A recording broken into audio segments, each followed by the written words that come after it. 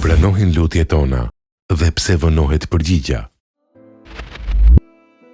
Sa herë unë gjite lartë, o shpirt, në kërkim të një përgjigjeje. Sa herë në qetësinë e natës kur bota fle, ti ngritë duart drejt qiellit, me zërin që të dridhej dhe me lotët që të rridhnin faqeve, duke thirrur: O Zot, o Zot.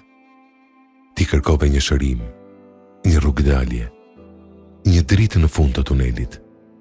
Por ditët kaluan, muajt rrodhën, dhe ty të duket se qielli po hesht. Pikërisht këtu, në këtë thyerje të brendshme, lind pyetja që mundon çdo besimtar. Apo më dëgjon Allahu? Pse po vonohet lutja ime? Dëgjoje me zemër o ti që po pret. Allahu i Madhërisëm nuk e ka injoruar asnjëherë zërin tënd. Në Kur'anin famlart në surën Ghafir, ajeti 60, ai ka thënë një fjalë që thyen çdo dyshim. Dhe Zoti juaj tha: Më thirrni mua, unë ju përgjigjem juve. Surja Ghafir 60. Dhe nuk mbaron me kaq. Kur profeti Muhammed, paqja dhe mëshira e Allahut qofshin mbi të, na tregoi për afërsinë e Zotit ton, ai përdori fjalë që prekin në shpirt.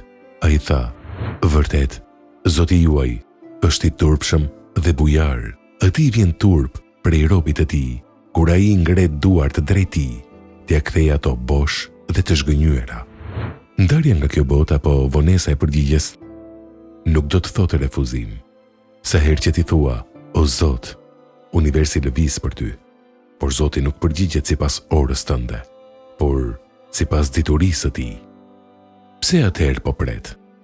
Profeti ynë i dashur na zbuloi këtë sekret të madh në një hadith që shëron çdo zemër të lënduar. Ai tha: Nuk ka asnjë musliman që i lutet Allahut me një lutje në të cilën nuk ka mëkat apo ndërprerje të lidhjeve fare fisnore, e që Allahu të mos ja jap një nga 3 gjërat, ose ja pranon lutjen me njëherë në këtë botë, ose ja ruan atë si shpërblim për ditën e gjykimit, ose largon nga ai një të keqja të ngjashme me të. Mendoje pak. Ti po kërkon një vend pune, ose një shërim, ose një rrugë, por Allahu po sheh të ardhmen tënde. Ti sheh vetëm të sotmen, por Al-Alim, ai që di çdo gjë, sheh fundin e jetës tënde.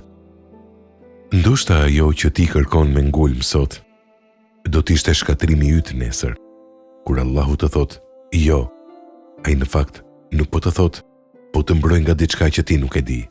Kur ai vonohet, ai po të thot: Po të rris besimin, po të pastroj mëkatet dhe po të përgatis për diçka shumë më të mirë. Por ekziston një kurth ku shejtani dëshiron të të rrëzojë. Padurimi. Profeti alayhis salam ka thënë: Secilit prej jush i pranohet lutja, përderisa nuk nxitonet të thotë: U luta, por nuk mu pranua. Mos u dorëzo pikërisht atëherë kur dera po hapet. Vonesa e lutjes tënde është një ftesë e hapur nga Zoti i gjithësisë. Ai dëshiron të dëgjojë zërin tënd përsëri. Ai e pëlqen për ulësinë tënde, lotin tënd të sinqert. Nëse lutja jote nuk plotësohet në këtë botë, imagjino ditën e gjykimit, kur të shohësh malet me sevape dhe shpërblime për çdo lutje që ke menduar se ka humbur. Në atë ditë do të dëshiroje që asnjë lutje jotja të mos ishte pranuar në tokë, por të ishte ruajtur e gjitha për atje. Pra, o robi Allahut, ngri duart përsëri.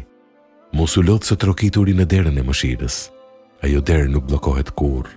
I bindur se ai po të dëgjon, po të përgatit dhe po të ruan atë që është më mira për ty, sepse ai është Allahu, i gjalli, i amshuari, mbikëqyrësi çdo gjëje. Lutu me bindje, ai kurrë nuk të harron.